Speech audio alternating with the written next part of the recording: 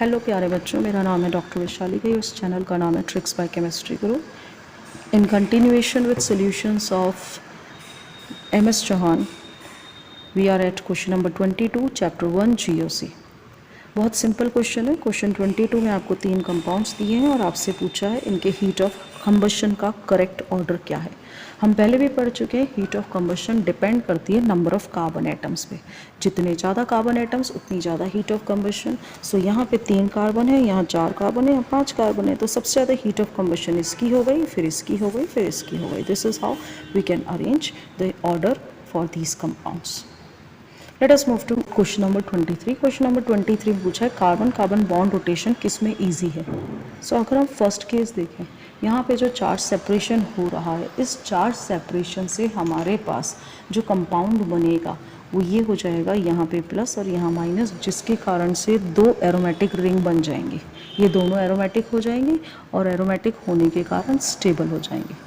Second case में अगर हम बोलें, यहाँ पे रोटेशन के लिए चार्ज सेपरेशन चाहिए तो मोर स्टेबल हो जाएगा, क्योंकि इसमें एक्स्ट्रा रेजोनेंस आ जाएगा और हमारे पास 2 अलग अलग एरोमेटिक रिंग्स बन जाएंगी। जब इसका चार्ज सेपरेशन होगा, ये हमारे पास आ गया प्लस और ये आ गया माइनस, तो 2 अलग एरोमेटिक रिंग्स बन जाएंगी। थर्ड केस में हम बात करें, जब इसको रोटेट करें तो चार्ज सेपरेशन होगा, बट चार्ज सेपरेशन बहुत कम होगा, क्योंकि इस केस में एक तो एरोमेटिक बन जाएगा लेकिन दूसरा एंटी एरोमेटिक बन जाएगा, जो स्टेबिलिटी के लिए अच्छा नहीं है। सो अगर हम बात करें, सबसे इजी जो रोटेशन हो रही है वो इसमें हो रही है, क्योंकि इसमें हमारे पास 2 अलग अलग एरोमेटिक रिंग्स बन रही हैं और जिसके कारण से स्टेबिलिटी सबसे ज़्यादा है। सो सबसे ज़्यादा इजी हो गया बी, रोटेशन। और अगर हम बात करें नेक्स्ट केस में, यहाँ पे 2 एरोमेटिक रिंग है जो दोनों ही स्टेबलाइज है, और सबसे कम हो गया ये सी, जिसमें हमारे पास 1 एरोमेटिक और 1 एंटी एरोमेटिक रिंग बन रही है। सो आई होप ये क्लियर हो गया। सेकेंड वाला ये ज़्यादा स्टेबल क्यों है, क्योंकि इसके अंदर 2 एरोमेटिक रिंग बढ़ने के कारण के साथ साथ रेजोनेंस भी बढ़ रहा है। इसमें रेजोनेंस लिमिटेड है, 2 एरोमेटिक रिंग तो बन रही है लेकिन रेजोनेंस लिमिटेड है, इसमें रेजोनेंस एक्सटेंड हो जाता है। So this is more stable. इसमें रोटेशन ईजी होगी, उसके बाद ये, उसके बाद सबसे कम ये। Now let us move to question number 24। Question 24 से आपके पास एक पेयर दिया हुआ है, ये एक पेयर ये दिया और एक पेयर ये, और आपसे पूछा है कि इनमें से कौन सा स्ट्रॉन्गर कंजुगेट बेस बना रहा है। So let us move to first pair H2S and H2O।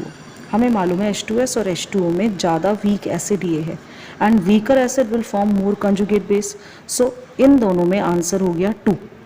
ठीक है, let us move to P।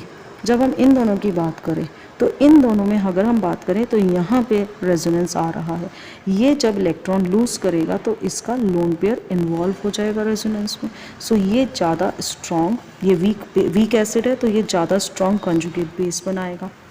Third case में हम बात करते हैं, यहाँ पे इलेक्ट्रोनेगेटिविटी Sp है, इलेक्ट्रोनेगेटिविटी ज़्यादा है, यहाँ इलेक्ट्रोनेगेटिविटी कम है। सो ये मोर एसिडिक है, ये वीक एसिड है, वीक एसिड ज़्यादा कंजुगेट बेस बनाएगा।